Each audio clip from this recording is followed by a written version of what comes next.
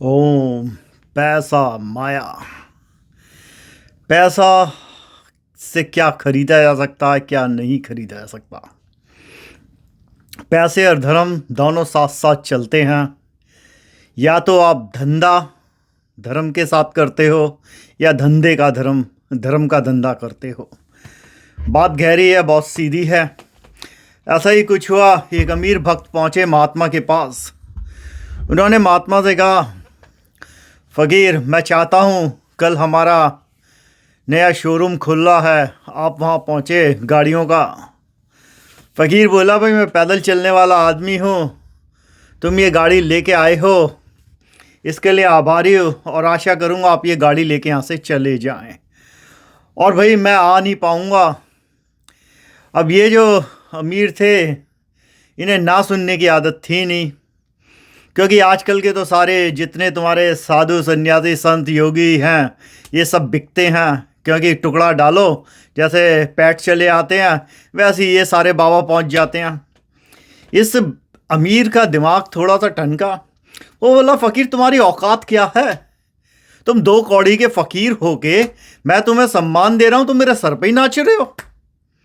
फ़कीर मुस्कुराया, बोला, अच्छा ठीक है, तू ये मेरे एक सवाल का जवाब दे दे, फिर मैं तेरे साथ चलूँगा। अमीर ने सोचा, अब तो रुतबा काम कर रहा है। फ़कीर बोला, ये बता, तू इस पैसे से सांसें खरीद सकता है? वो अमीर मंदबुद्धि था ही। बोला, हाँ क्यों नहीं खरीद सकता।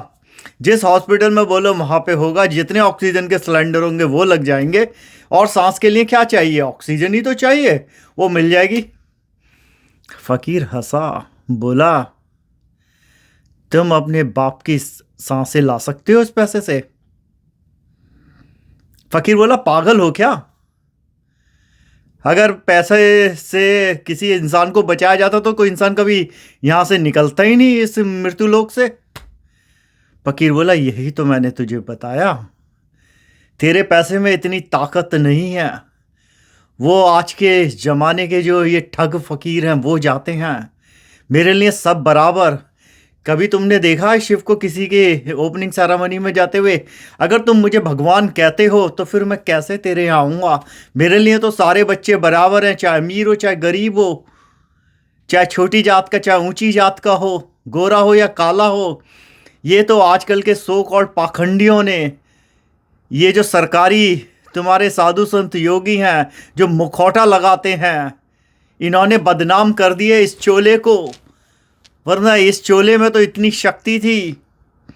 लोग आया करते थे फ़कीरों की कुटियाओं में, और फ़कीर नहीं जाया करते थे महलों में। अगर महलों के राजगुरु हुआ भी करते थे तो उनकी बात ऊपर होती थी। लेकिन आज बदकिस्मती ये है।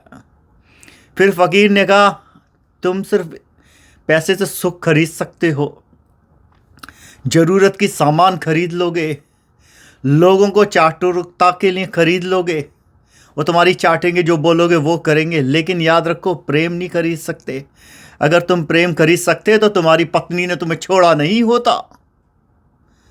ये तुम भी जानते हो, मैं भी जानता हूँ। तुम वो सच्चा इमोशन नहीं खरीद सकते। ये जो तुम्हारे साथ लोग चलते हैं, ये सिर्फ तुम्हारे डर से अब टुकड़े मिलते हैं इसलिए चलते हैं। अब अमीर फ़कीर के पैरों में गिरा और उसने कहा, गुरुदेव, आपसे मिलके मैं धन्य हो गया। अगर आपकी तरह लोग हो जाए तो धर्म कभी गिरेगा नहीं, और धर्म को कभी स्थापना करने की ज़रूरत नहीं होगी। क्योंकि धर्म गिरा है उन गुरुओं की वजह से, उन साधु सन्यासियों की वजह से, जो हमारे जैसे लोगों की चौखट पे आके तलवे चाटते हैं, नाक रगड़ते हैं, क्योंकि हम कुछ टुकड़े डाल देते हैं। तो मसली में वो हो योगी सन्यासी जो किशन कहते हैं, जिसके लिए हीरे पत्थर में कोई फ़र्क नहीं होता, जिसके लिए ये सिर्फ कांच के टुकड़े हैं। वो कहता है, जब मेरा शिव मेरे साथ तो मुझे किसी का क्यों चाहिए और साथ। और फ़कीर ने आशीर्वाद दिया और उसे जाने को कहा। ओम।